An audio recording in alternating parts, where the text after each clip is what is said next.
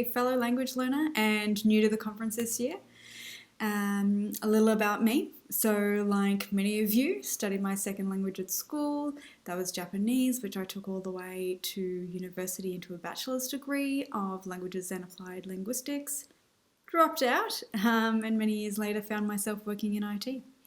So over the years, I've had a number of jobs in service delivery roles, and I've travelled a little, including Japan. However, the last 2 holidays were to Iran. And this is where I fell in love with language all over again, with Persian. And after 20 years away, it's really good to be studying language again. It's strange, though, to think that the language of business helped get me here. Since working in IT, I've become familiar with the practice of business analysis. It's essentially a set of frameworks that facilitate change within a business and or even a project or process. And while learning Persian, I realised I was applying some of the tools and techniques from my work life to my language learning. And mostly subconscious when I think back about it. And this style of analysis really showed me that I can make smarter decisions about myself and my goals and my time. And I now kind of see my Persian study as a project. And all projects, though, come with their own set of challenges. And as language learners, I think it's safe to say that we share some common challenges. Things like feeling overwhelmed, having different learning styles, the perceived difficulty of a language. And if you're anything like me, I'm sure you can relate to one of the following situations. Some fatigue, some burnout, not managing your time, and feeling like you don't know enough. Like, why should I be speaking with a native? They're not going to understand me. And we can often feel like the quality of our output doesn't match our input either. But I really seriously think that it's time we started questioning these.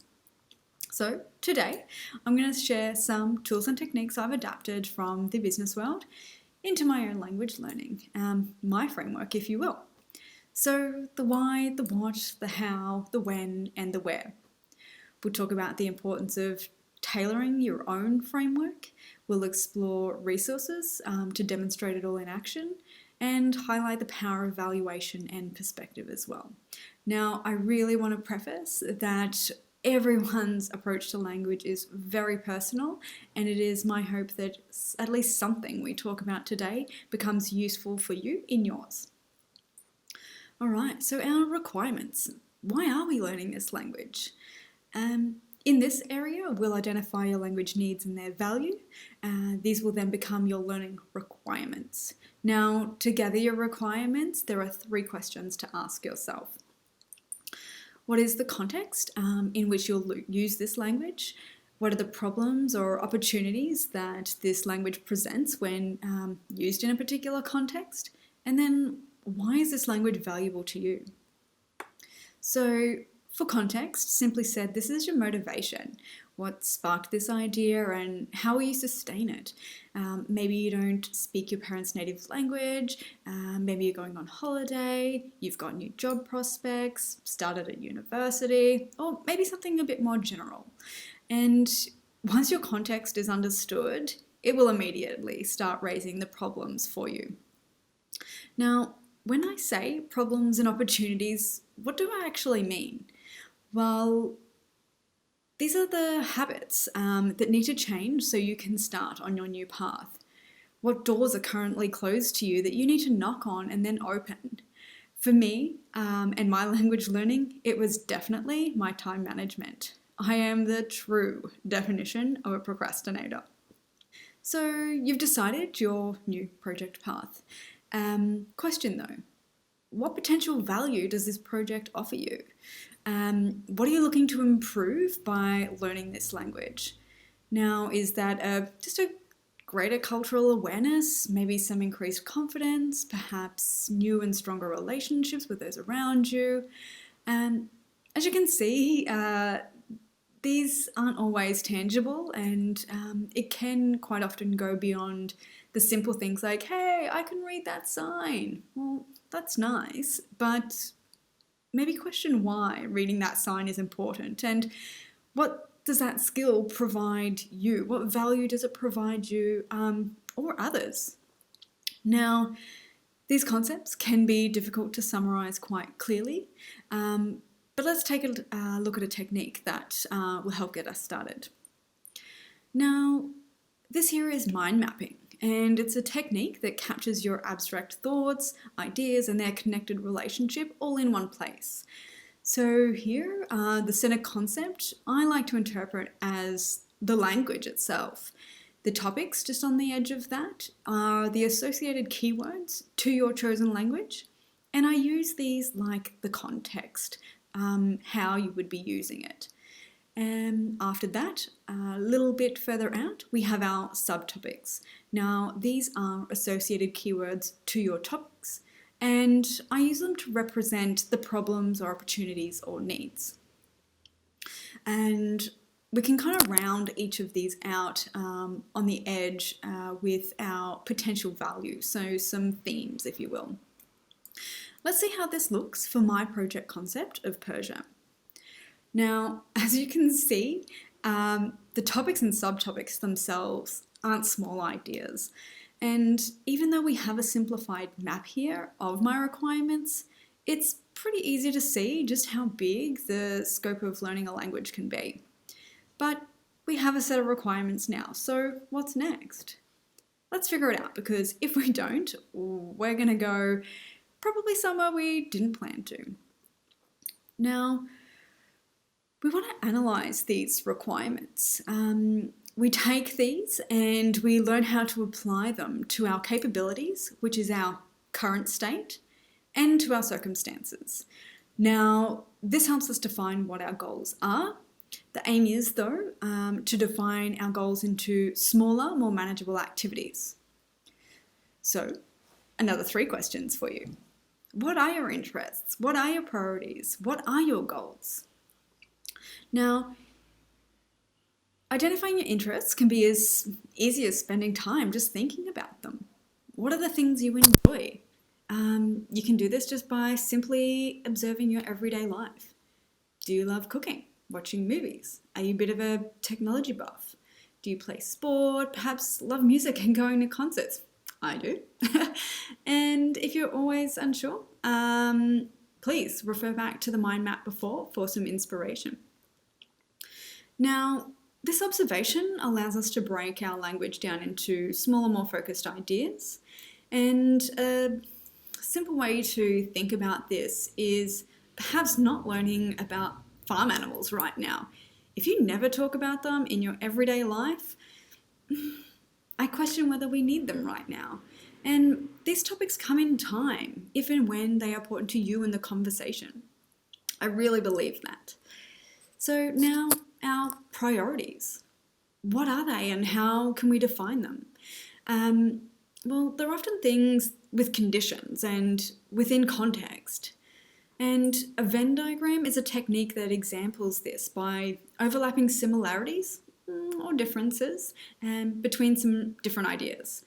And for us in our language learning journey, the overlaps actually have potential to expose our focus areas. And it also helps us address conditions such as priority, mission, interest, passion, skill, and development. Now, here's a pretty simple representation. And as I mentioned before, it's how our priorities, interests, and skills overlap to create that focus. Now, if you haven't used a Venn diagram before, let's take pancakes as an example. Everyone loves pancakes. Pretty simple. All right, so the relationships here are pretty clear, but it isn't always the case when we're doing this exercise, and it can often be tricky. So what we're going to do is we'll take a look at my personal interests and priorities so we can see how they overlap to show possible focus areas for me. Here we can see that, speaking, cooking, and comprehension are my main focus. And if you do find this a little difficult, maybe your focus or your priorities might not be clear enough yet, but keep working at it and it will start to make sense. Now, when we're talking about priorities, I kind of want to look at levels of complexity here and These are layers of influence and circumstance. And a way to navigate this is by doing a SWOT analysis. So this technique here is about bringing awareness to your circumstances. It's the things that influence you, your study, and your outcomes. It's broken down into 4 parts. So we've got our strengths, weaknesses, opportunities, and threats. 2 each for internal and 2 each for external. So the strengths are things that we do well, our weaknesses are the things that we kind of don't do well or perhaps even not at all. And our opportunities are the external factors, so things that we can take advantage of. Threats, though, on the other hand, while they're still external, are things that impact you negatively. So here's my personal analysis that represents the influences and circumstances to my learning. And would you look at that? My procrastination is showing again. So these SWOT analysis results are used to help make informed decisions about your learning environment and just things to be mindful of. And they also feed nicely into a technique that we can use to help prioritize your priorities. Bit of a strange concept, but let's take a look. So with an Eisenhower matrix, it allows us to categorize things like our learning activities and prioritize them according to their importance or urgency. So for an example here, if something has a high importance and high urgency, it needs to be done now or at least first before other things. Now, my priorities look like this, and you may not always like the outcome, and here for me, something like social media should be kept to a minimum. And you may not always like that. It's fine. All right, so what about our goals though? Now, goals are another way to describe your future state or the desired outcomes. We want to move from our current state to our future state efficiently. And using this next technique, we can track, scale, and measure activities that allow us to evaluate ourselves as we do the work and move towards that future state. Now, X to Y by when is a technique that's kind of a form of what we call functional decomposition, where we've got X as our current state, and that's where we are now. Y is our future state or intended outcome, where we want to be. And Y is our measurable activity, so when we want to achieve this by. Let's use another personal example to demonstrate this. Now, in a dream world, I would have my friend visiting from Iran in December. She owns her own cooking school and we both share a love for food and culture. I really want the best opportunity to speak confidently with her during her stay, and we expect that we will build a stronger relationship and her holiday will be just as enriching and memorable for her too. So how would I achieve this? Well, with small, measurable and focused goals. Something like this. Now, for me, as I said before, my aim is to be conversational. Each goal here has an X, a Y, and a when. And with this format, you can really see and quickly see that it is possible to change how you work, what your focus is, and what you believe about your own future. And your project or your language learning starts to feel so much less daunting. I don't think it's unreasonable to achieve these tasks, and I think seeing them in front of you gives you that bit of a confidence boost. All right, so now we have our requirements, our approach, potential value, our current and future states, and a little scope. But how do we put this all into action though, and how will we work? Well, with so many results so far about ourselves, we could use a bit of structure and organisation, so some design, if you will. Now, this design area, while it has 3 components, has a little more detail than the other areas we've covered so far. There are a number of categories and options available for how we validate the ways that we are going to transform that potential value from the start into actual value. So in other words, it's why we want to do this and moving it into actually getting it done. Now let's start with the foundations. So skills and resources. What skills do you need, and can your skills be balanced? Right, here. So the scorecard is a way to kind of get a balanced view of your skills. As we all know, language skills are divided into two categories. On the right, we have our speaking and writing, which are our active or our output or our productive skills. And on the left is listening and reading, so our passive, input or receptive skills. Maybe you've heard that kind of terminology before. It's nice to see it represented though. This scorecard provides you a view for how to balance your skills and monitor your decisions on and their relationship for the defined goals we looked at earlier. And it should really clarify and support your goals. Now, as I mentioned before, my goal is to be conversational. And so reading and writing activities for me are kind of smaller in comparison. And I think I can achieve this by combining activities. Let's have a look at my previous goals again. And as you can see here, I'm able to achieve that just by translating recipes. Ideally, we'd all like to have balanced skills, but as we learned using earlier techniques from before, everyone has different approaches, let alone abilities and learning styles too. So this is a perfect reminder that comparing yourself to others just doesn't serve you. Your journey is unique to you, and kind of be proud of that. You know what's best, and we'll kind of get through the work to show you that. Now, so we validated the skills that we require. Well, how do we get our information? How do we get that information and knowledge? So resource types. Now, I strongly recommend curating your resources relative to your interests and at a level just outside your comfort zone. Now, I haven't shared my Persian resources here, but if you are studying Persian or wish to study Persian, my email address will be available at the end of the presentation. So please contact me. I'd love to hear from you. I've got plenty to share. An important tip though for the procrastinators out there like me, one tip I have is to make sure you know the difference between spending time on language learning versus learning the language. Spending time on YouTube watching polyglots is not learning your language. You need to spend the time with the language itself. Speaking of time, it is arguably your most valuable resource. So let's take a look at what a typical day looks like. Now, I use a weekly planner, and it's a fantastic tool to visualize your time. Now, there are plenty of apps available online. Perhaps you use a calendar or a daily diary. They're all great. I prefer a paper journal. My weeks are pretty regular, and this suits me just fine. I'm a bit old school like that.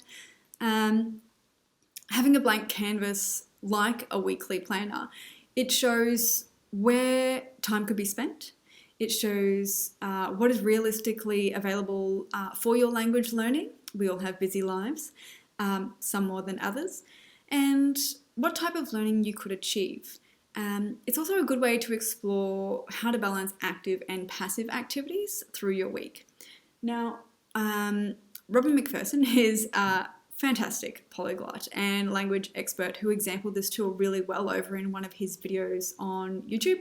Be sure to check him out a bit later. Now, the next part I want to talk to you about is your ability to efficiently use what skills and resources you have. We'll look at how to build from solid foundations and map some progress. So let's take a look at some grammar. Now, this matrix here shows kind of sets of requirements that have a complex structure, but they don't have to be. Each language has its own nuances and difficulties, but we can all agree that there are starting blocks out there. And I kind of call this matrix here my cheat sheet. You can quickly and simply map grammar components for one of your interests. Here is my example for cooking, starting at pretty basic.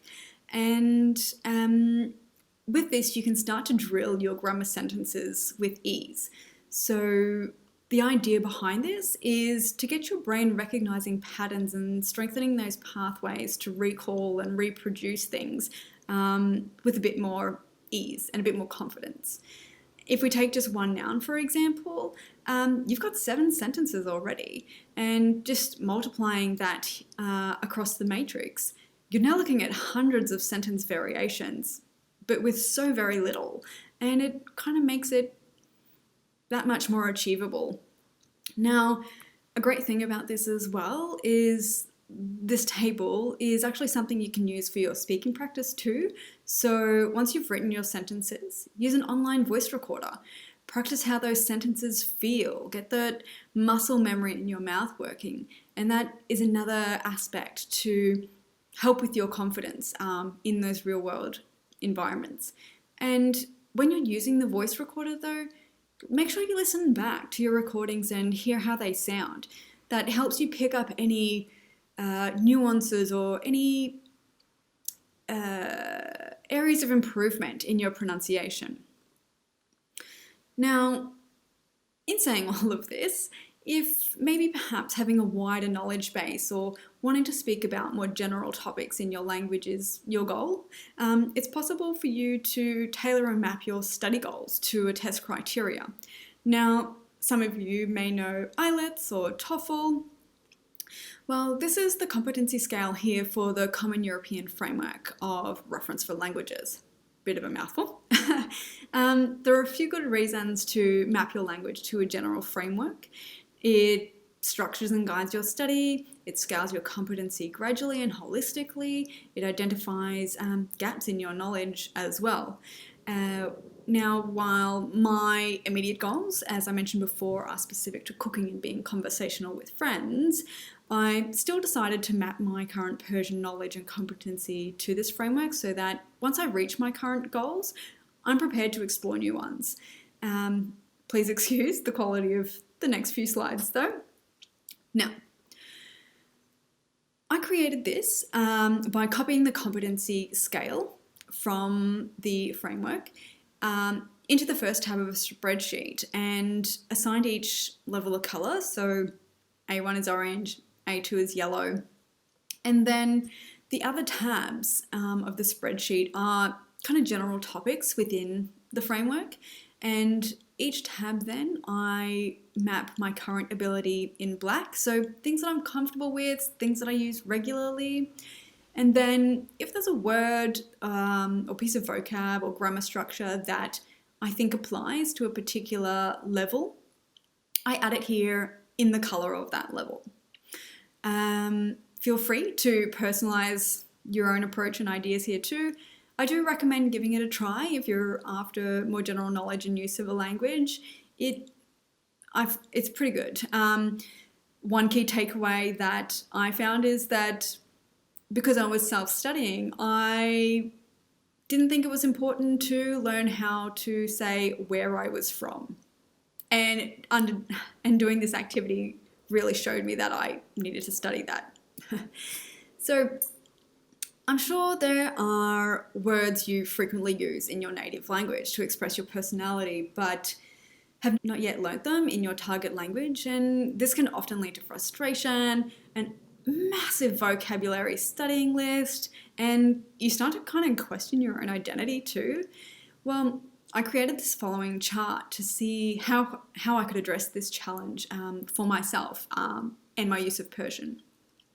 Now, here I've used adjectives, but it can be used for other grammar points too, so nouns and verbs, and you'll find it's quite a good exercise to prove that languages, expressions and words don't directly translate.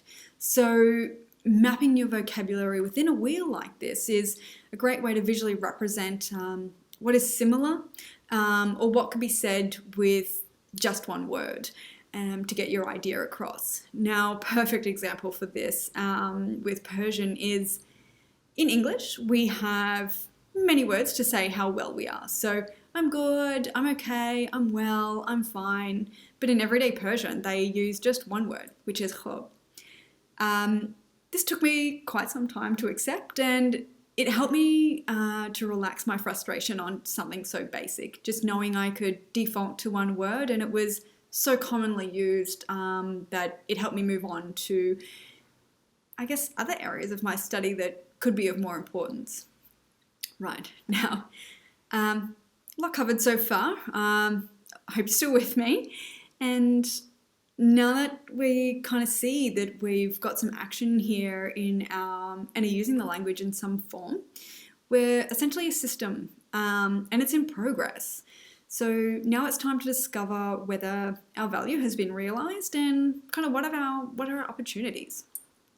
Now, evaluating our system with techniques such as observation and reflection, which we've done previously, means that we can now validate and verify our design and our performance to identify limitations and opportunities for how we can increase that value. We begin to better understand ourselves and any new learning requirements as well. We do this by asking 3 final questions. Am I meeting my requirements from the start of the journey? Am I delivering value so I can increase it? And then kind of what can I recommend to myself for ways to improve? Now, for reflection, visibility is key here. Are you working within your design and keeping yourself accountable towards your goal? If the answer is yes, amazing. I'm not too sure you could ask for anything more. Great work and keep going. But if you answered no, though, maybe question why that is and refer back to your planning. Is there something that you're neglecting, or can you always, maybe try a different approach? The simplest way that I achieve all of this is by using a habit tracker. Now, this tool helps us to understand how we're transforming between our current state and our future state.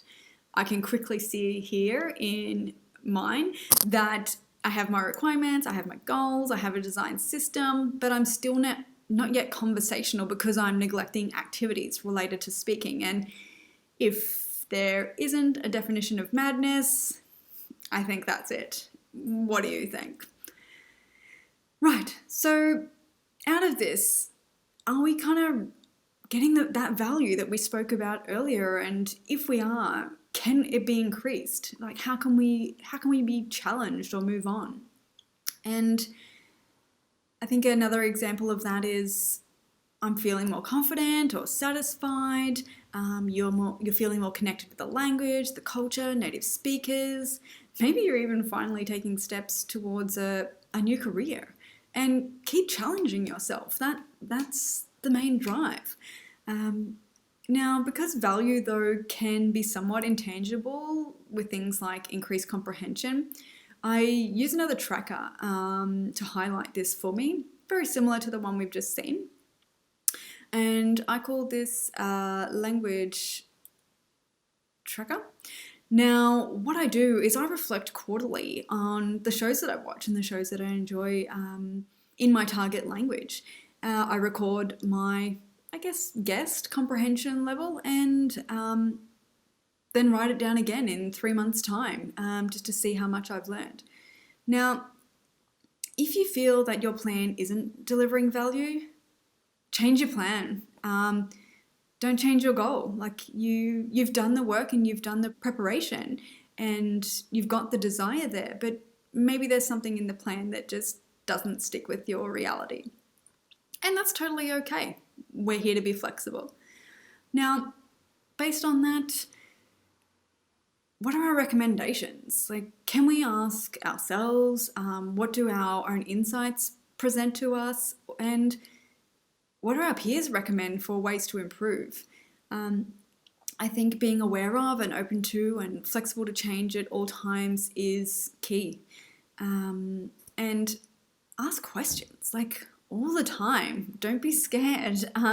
You'll be very surprised at the things that you may not have noticed yourself. And if the fear of making mistakes is holding you back, I sincerely ask that you change the way you think about them and actually start making them. It's like testing in the real world. I've made some very embarrassing mistakes with Persian. Trust me, if you can't get the sound of the khe right, you'll get some awkward faces and quickly find yourself going to someone's butt and not their house. So, the meaning and context of things are more often situational, and gaining awareness of subtle differences requires you to be just that little bit fearless. And if you make a mistake, you'll learn all these nuances and references in the real world situation, and I guarantee you'll never forget the native meaning or context again. I know for a fact I certainly won't be going to anyone's butt anytime soon. But yeah, if you're always pushing yourself to be better than you were, your goals are going to change too. And I think it's understandable that sometimes it feels like you're never arriving.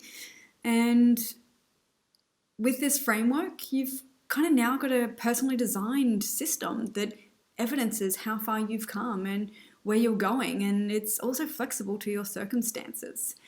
The last tool, though, that I want to use and share is more of a tool for life. And, you know, we're all so busy comparing ourselves to who we were yesterday and why we aren't as good as we want to be, but the present truly is where you always will be. And this is where mindfulness enters for me.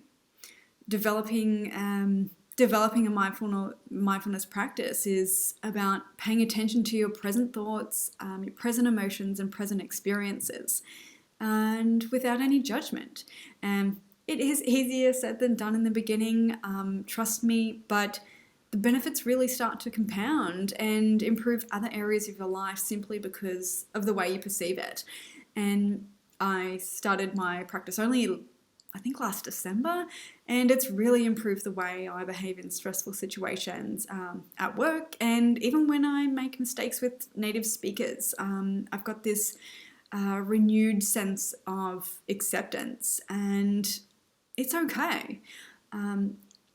Your practice can be as simple as sitting down daily just for a few minutes and close your eyes and focus on your breathing.